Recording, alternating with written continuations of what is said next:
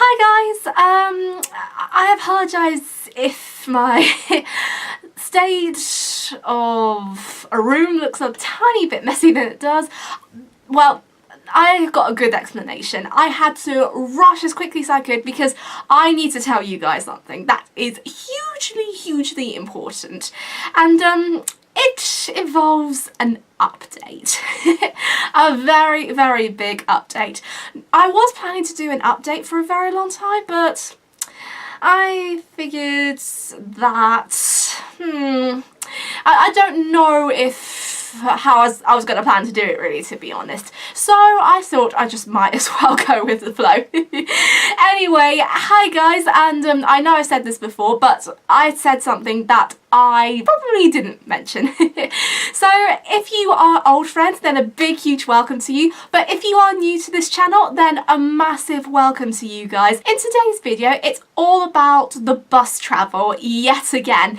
If you have been following me for a while, then you'll know that I actually started travelling independently. Oh, I might take this a little bit down the camera angle a bit because I've got something to show you. Ta-da! I'm wearing my Autism Wired Differently t-shirt. I know it's not a very good angle, but I just wanted to show you what I got. Now, this t-shirt has been designed, lovely designed by Katy from InvisibleI. I won't go into too much detail what it is, but if you want to have a look at what she does, I'll leave a card somewhere around the video which will take you all the way to her channel and to her video. So I'm actually going to leave it on this one. Let me just put you back up a little bit. Perfect angle, but you can still see the t-shirt again, so happy days. Well, not all of it, but just some of it.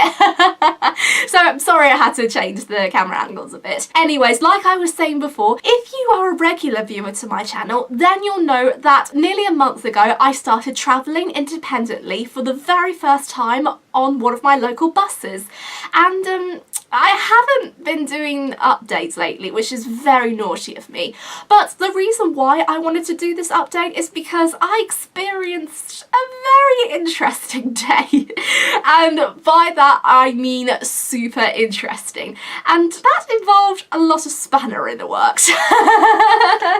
Oh dear. So this is definitely something to sort of talk about, but I don't know. I just really don't know. By the time you're watching this, it will be the week after the event. So I'm recording this on the 25th of April. And by the time this goes up, it'll probably be on the 2nd of May? Yeah, the 2nd of May. So let me break down of what happened today, aka last week. As some of you may know, I go into town regularly for my work and I've got a supporter. Normally this happens on a Wednesday.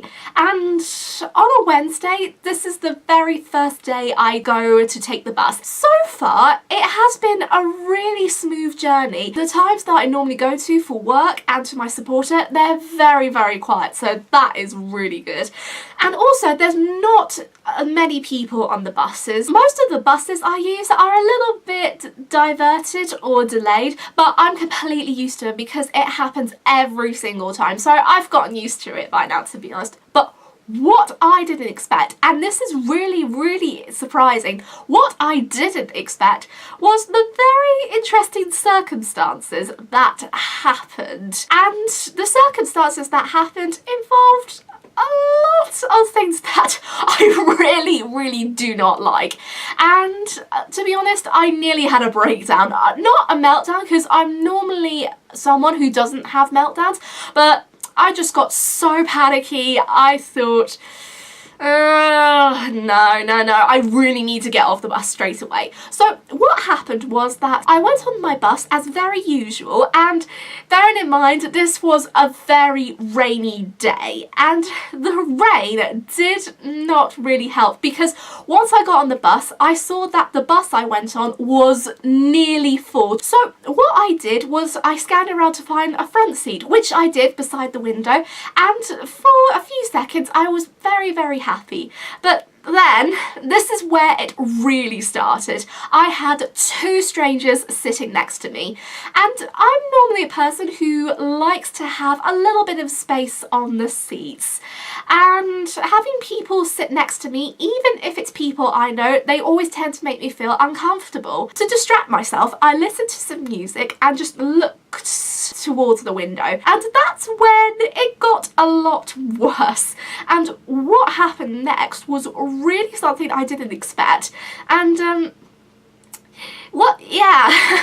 this is really, really interesting. I'm trying not to be stumbling mumbly too much because I know I'm going to be super uncomfortable talking about this. As I was just sitting very comfortably when the second person sat next to me, the next thing I heard was someone's phone started to ring.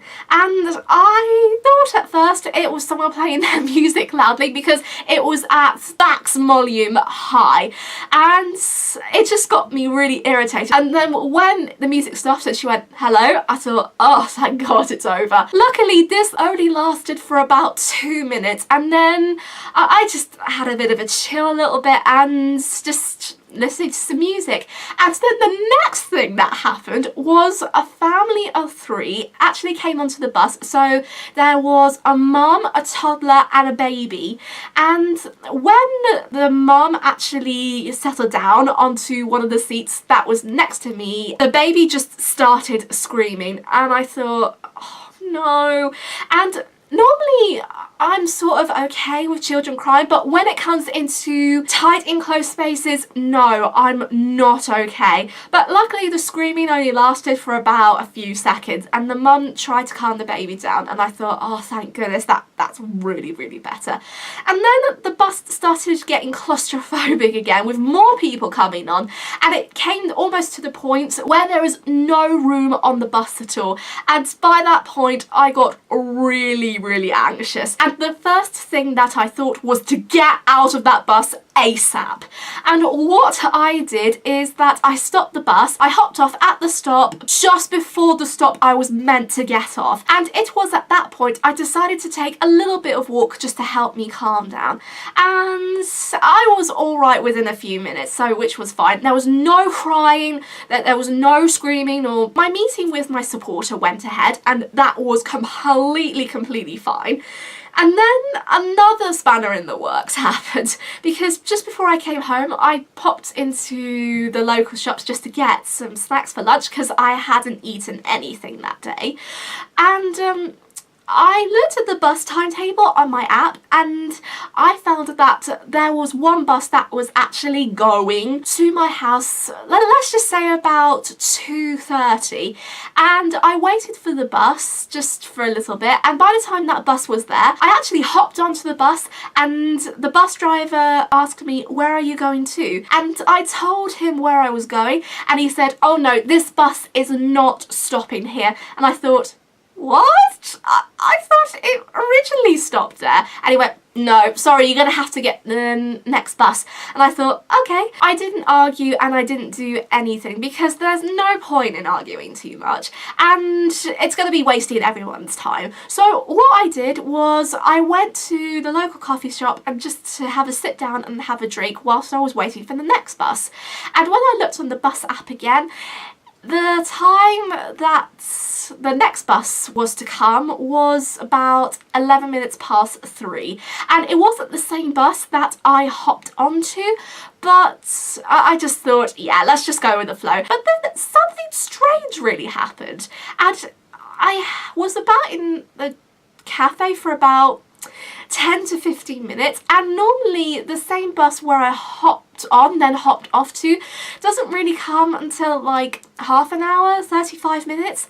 And what happened, which was really strange, and I don't know how it happened basically, but for some odd reason the same bus driver actually came up to me and he asked me, you're the girl who wanted to go to so and so, right? I'm not going to mention the bus stop name because I don't want anyone to know where I live because of confidential information.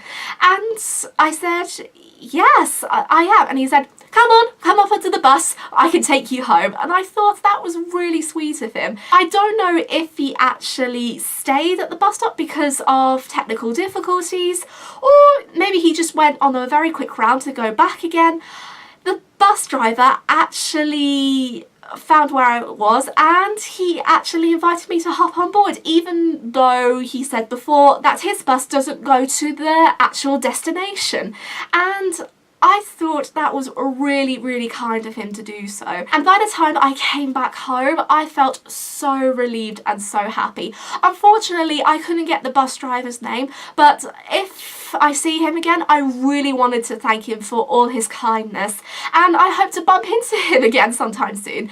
And I want to also give a big, huge thank you to Arriva Buses. I don't know if the bus company gives extra support to passengers on the autistic spectrum, but by the actions of their bus driver, it seems like to me that was the case, and I just think you've done a brilliant job. Yeah, that's all I can really say, to be honest. I feel like this takes a huge burden off my chest, and I'm so happy I filmed this.